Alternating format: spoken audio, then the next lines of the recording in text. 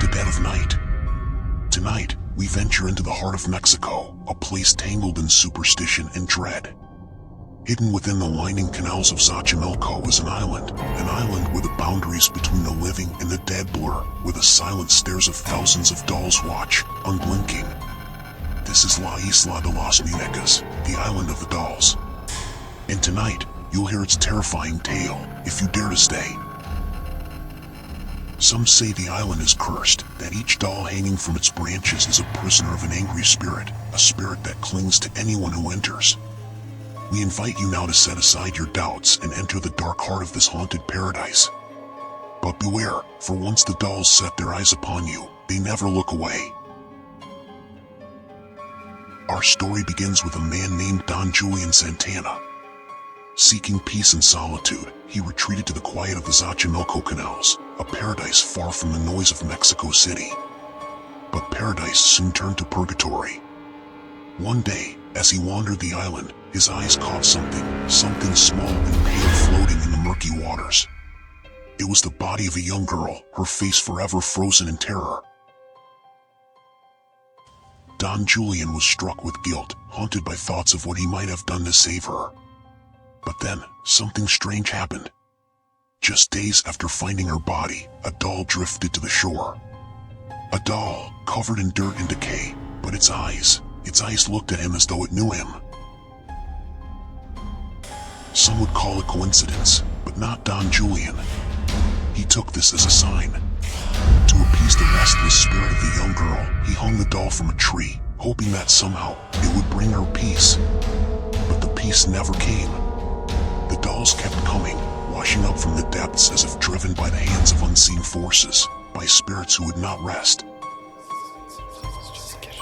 As the years passed, the island became a graveyard of broken dolls.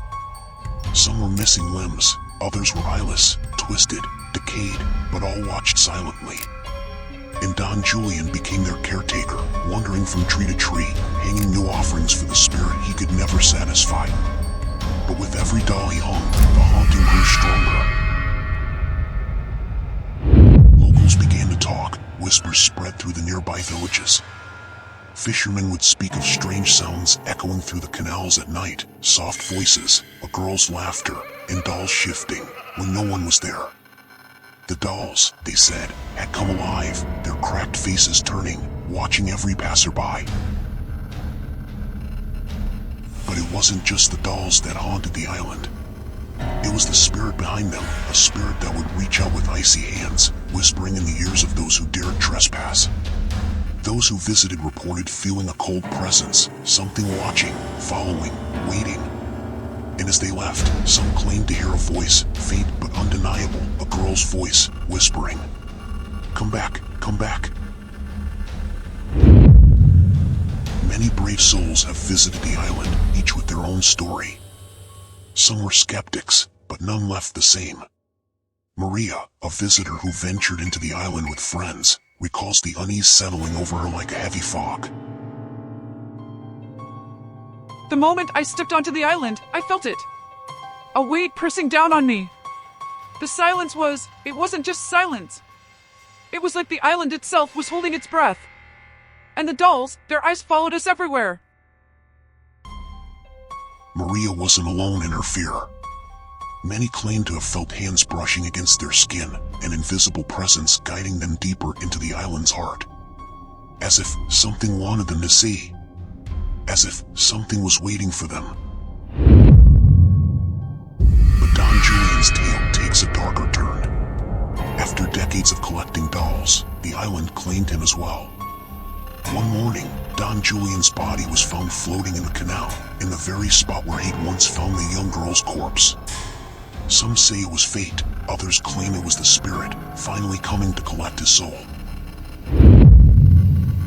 Even in death, Don Julian's spirit is said to linger, cursed, like the dolls he gathered.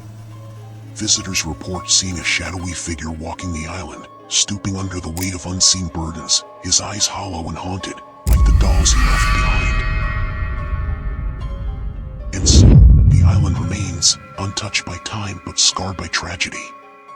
Those who have dared to remove a doll have faced terrible misfortune, as if the spirit reaches out from the island, demanding her tribute. Few ever return, and those who do carry the curse with them.